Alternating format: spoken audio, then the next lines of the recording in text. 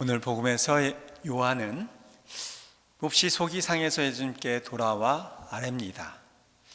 어떤 사람이 예수님의 이름으로 마귀를 쫓아내고 있다는 것이죠. 마귀를 쫓아내고 병을 고쳐주는 것은 제자들도 예수님께 권한과 능력을 받아서 할 수 있었던 일이었습니다.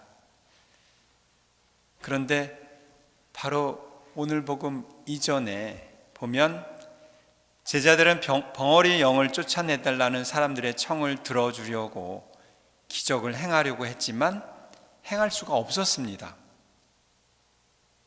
그런데 예수님을 따르지도 않는 어떤 사람이 예수님 이름을 내세우며 마귀를 쫓아내고 있으니 속이 상할 뿐만 아니라 은근히 질투심도 생겼겠죠.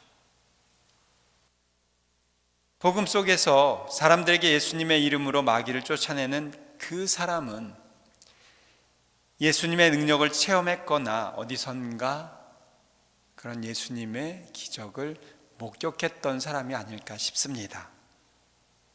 마치 오랫동안 혈루증을 앓고 있던 여인이 예수님 옷에 손을 대기만 하면 자기 병이 나을 수 있을 거라고 믿었던 것처럼 그 사람은 예수님의 이름만 부르고도 마귀를 쫓아낼 수 있다고 믿었겠죠. 예수님께서는 당신의 옷자락이든 이름이든 당신에 대한 믿음으로 행하는 선한 일에는 얼마든지 자신의 능력을 내어주실 수 있는 분이셨죠. 그래서 예수님께서는 제자들 생각과 달리 그들을 막지 말라고 말씀하십니다. 큰 그릇은 작은 그릇을 담을 수 있어도 작은 그릇은 큰 그릇을 담지 못하는 법이죠. 예수님께서 오신 이유는 당신의 능력을 드러내시기 위해서가 아니라 세상 사람들을 구원하시기 위해서였죠. 따라서 그리스도교 신자만 예수님을 소유하는 것이 아니죠. 성령에 따라 예수님을 주님으로 고백한다면 더더욱 예수님을 독점할 수 없습니다. 성령으로 말미암지 않고는 그 누구도 예수님을 주님이라고 고백할 수 없으니 예수님에 대한 신앙 고백은 종파에 따라서가 아니라 성령에 따라서 옳고 그름이 판가름이 나는 것이죠. 그런데 그 성령은 불고 싶은 대로 붑니다. 오늘 바람이 아주 세차게 불어서 집에 들어가면 귀신 소리가 계속 나서 미치겠어요. 이 바람은 불고 싶은데 붑니다. 내가 불지 말라고 해도 불고 소리 나니까 우리 쪽으로 이쪽 방향으로 불지 말라고 해도 바람은 자기 불고 싶은 대로 붑니다. 성령도 당신께서 활동하고 싶으신 대로 활동하시죠. 저 사람에게 성령의 활동이 있지 말아달라고 하거나 또 나에게만 있게 해달라고 한다고 한들 성령이 그 말에 따라서 활동하시지는 않죠. 성령을 어디에다가도 가둘 수 없습니다.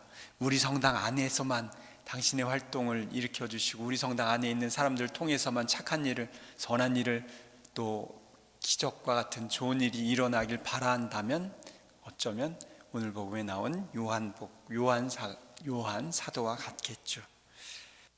민수기를 보면 모세는 영을 독점하지 않고 원로들에게 나눠주고 천막 밖에 있는 사람들에게도 영이 내립니다.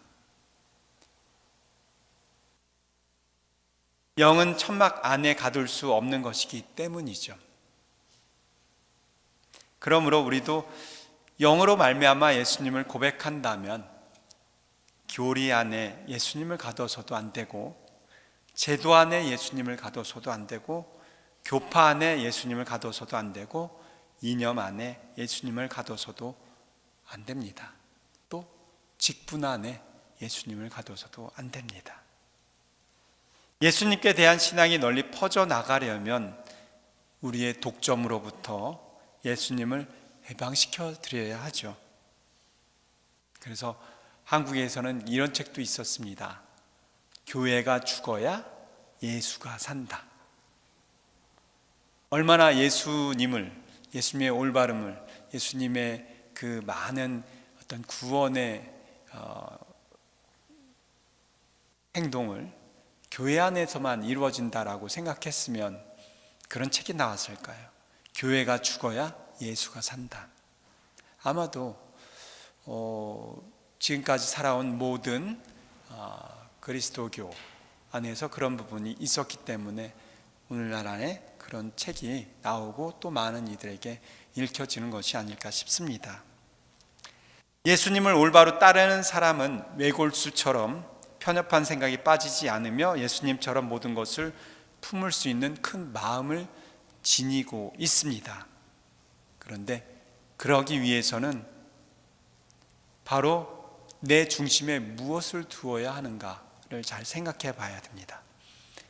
내가 믿고 있고 내 중심에 두고 있는 것이 교리인지 전통인지 아니면 형식인지 제도인지 혹은 예수님이라고 생각하고 그것이 신앙이라고 생각하는데 사실은 그것이 껍데기인 제도이고 틀이고 교리이고